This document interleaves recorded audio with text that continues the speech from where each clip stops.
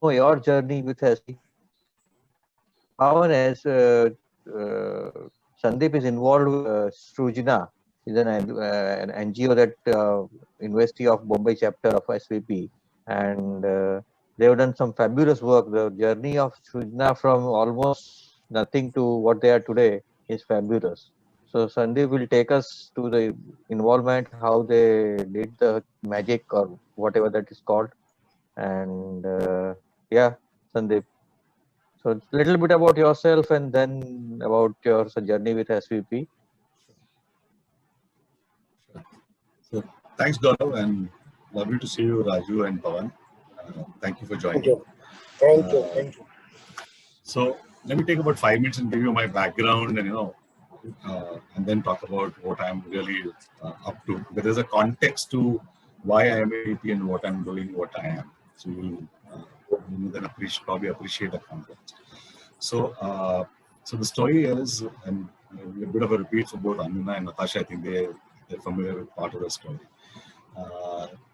I quit my corporate career in 2015 March, after about 25 years, corporate guys. So I'm the standard, engineer बना, MBA किया, जमनालाल बजाज से नौकरी किया. In the last 15 years, I was part of an IT BPO boom, having done some startups way back in the .com era. We did a successful startup where we started a business I was part of a team that started a business. We were funded by HDFC and TCS those days. Chandra used to be on our board, who's now the chairman of Tata Sons. It was a startup which became $1 billion valuation in about 12 to 13 year time frame. So that was our sort of claim to fame. So what we learned is that how to start from zero to, and when I quit, we were about 67,000 people in every continent on this planet, I think about 27 countries, 140 locations, etc., etc., etc. So I had the privilege of going and setting up a lot of those international global locations, doing M&A, setting up businesses. And for a period of time, for about 10, 12 years, I was forever on a flight, forever traveling from one place to another. It was very heady, it was very exciting. I was in my mid-30s those days, and I really enjoyed what I did. But it also gave me a lot of time to think because those were good days where you didn't have internet on a transatlantic flight. Bombay se London ja rahe ho, there was no internet, thankfully. We had our Blackberries. And so, because while I was excited with my life, the problem was that I had my family back in Bombay. I am from Bombay, born and brought up in Bombay. More than Bombay, I like to say I'm a Bandra boy. Born and brought up in Bandra, if those who are familiar with Bombay geography. I know it's a little arrogant thing to say, but we Bandra boys are arrogant. So because I had a lot of time, I just think, what am I doing in life? I missed my daughter. My daughter was growing up. Our daughter is 23. My wife is a medical doctor. And I used to miss all the family functions because work was always happening somewhere around the globe and I was always not there, physically present in Bombay. We didn't have Zoom those days, so you couldn't really participate. So whether it was parent-teacher meetings, whether it was a small project, picnic jana tha, I missed most of it. I'll be honest. And while we were growing at 40, 50, 60% CAGR as a business, everything was great. But personally, I felt a vacuum. And then that's when I think Rajuji, when you joined, we were talking about PLR, past life regression. About 15 years ago, I discovered PLR. In 2011, I got myself certified to be a PLR therapist. The whole idea was to understand why am I here on this planet? What am I doing? तो मेरा काम खाली इतना ही है कि मैं पैदा हुआ, मैं बड़ा हुआ, मैंने शादी की, बच्चे पैदा किए, काम किया, पैसा कमाया, एक दिन मर जाऊं. Is that what it's all about? Or is there something more to life? I'm still on the journey. I don't know where this goes. But So started doing that, and there were a couple of personal incidents that happened. I mean, I lost my parents in quick succession. I have a sister who is mentally handicapped, and as a family, we run a small NGO. We deal with cerebral palsy and mental handicap. So then, in 2014, when my dad passed, and I said, enough is enough. I'm going to hang up my boots, spend time with my family, and see what I can to give back to society. That's when Govind Iyer, which all of you know, his main job, besides doing a lot of things, is to hire people. So he got to know from the professional world that I was quitting. There was a role in Give India. I became the CEO of Give India for some time. Didn't quite like that, gave that up. Joined SVP those way back in 2015, more from a Give India perspective, but then continued in Give India in SVP and started working with a lot of other NGOs. So the whole, and the reason of giving this background was that whatever I shared with you today, what is happening with either Srujna or a couple of other NGOs that I support personally, it's not been an overnight learning. It's been a learning of 4 or 5 stages. So, and I call it, I say, for me, giving has happened across 4 stages. Stage number 1, giving was, just writing a check out and giving money. Stage number 2 was that, and which I discovered thanks to SVP and to the NGO that my parents sort of set up and built, was that you need to go to that place. It's not just giving in money, but you go there, get yourself involved, start working with them. So I parallelly weave the story along with the Srujna story. So Srujna, I was the grants committee chair in the second year. First year, Amita was the chair. And we were hunting for NGOs. And I found this little NGO which was about only 20 lakhs of work they used to do on an annual basis. That was their sort of size.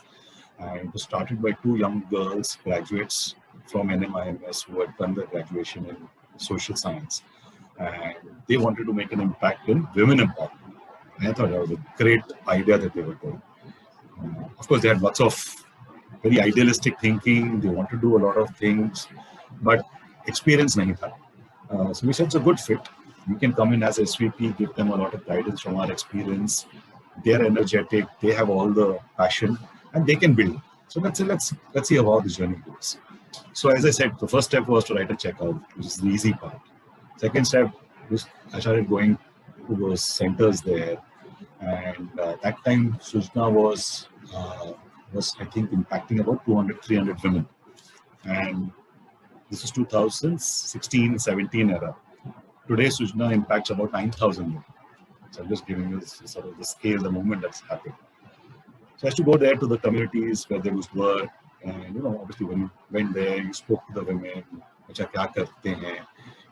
They were training the women in trying to do some skills, help them to marketing sort of linkages to be able to sell their products. So whether they make papad and achar, or they make fabrics, or they make chocolates, depending on the community they were. And these are all slum communities in Bombay.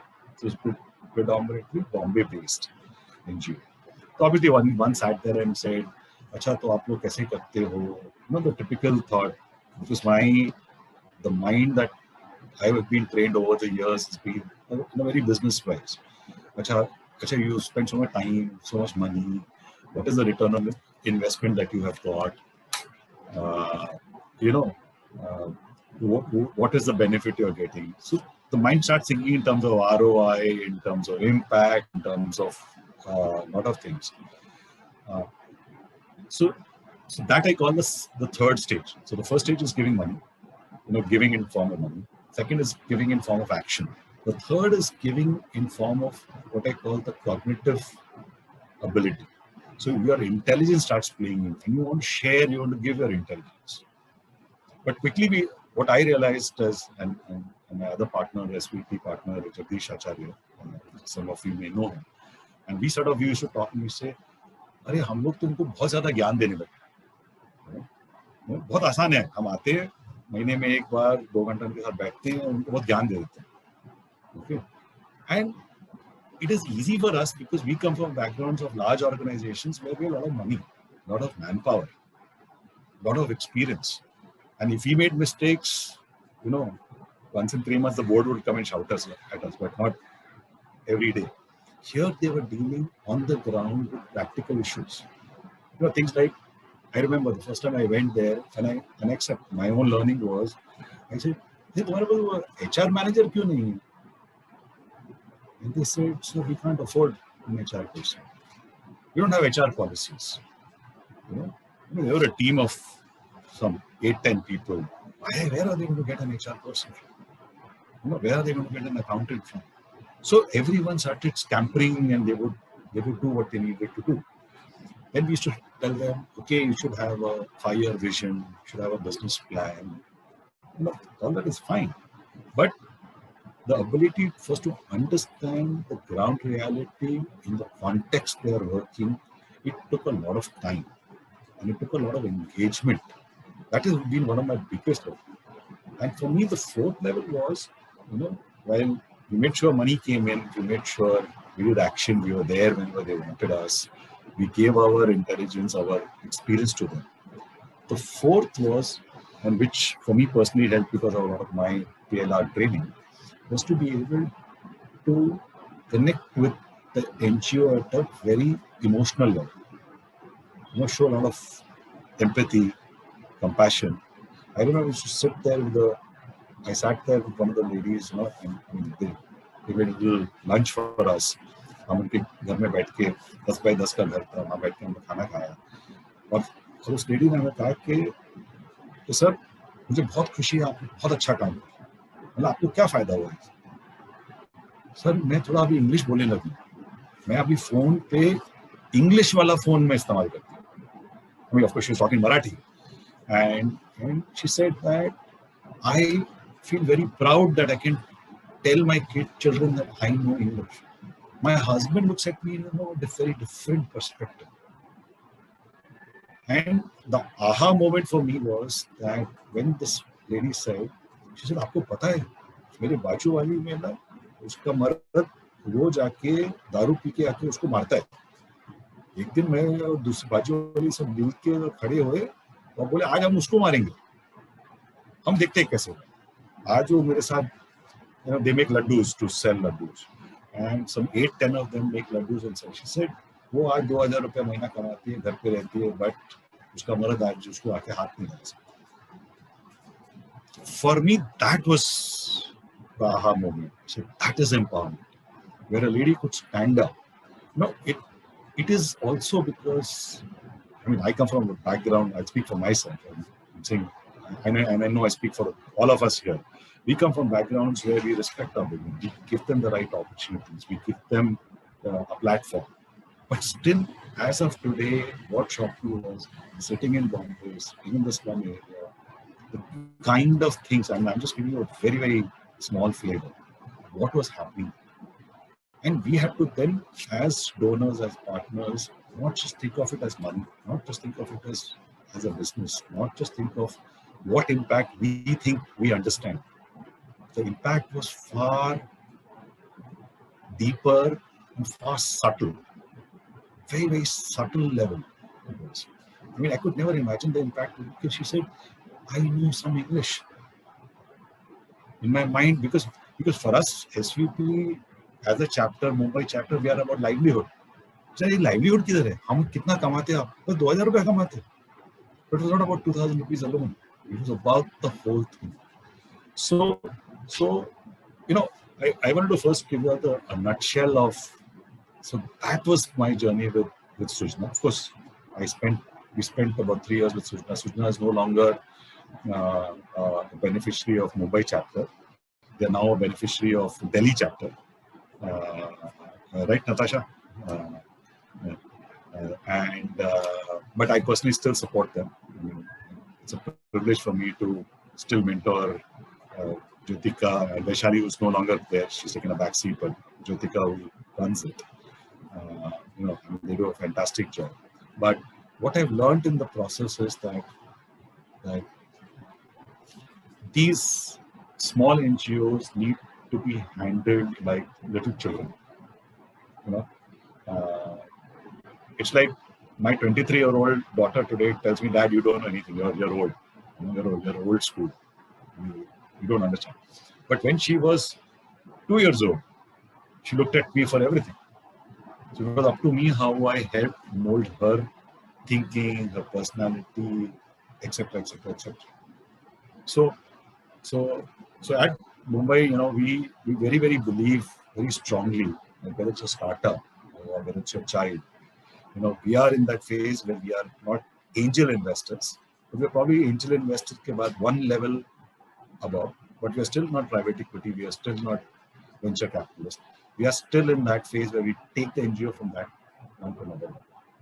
And that cannot happen unless until we go, in my mind, go through all the four phases. You have to give money, you have to give physical time and effort, you have to share your intelligence, your experience, your cognitive abilities, and finally, ये सब करने के बाद, nothing happens if you can't be emotionally connected to the NGO.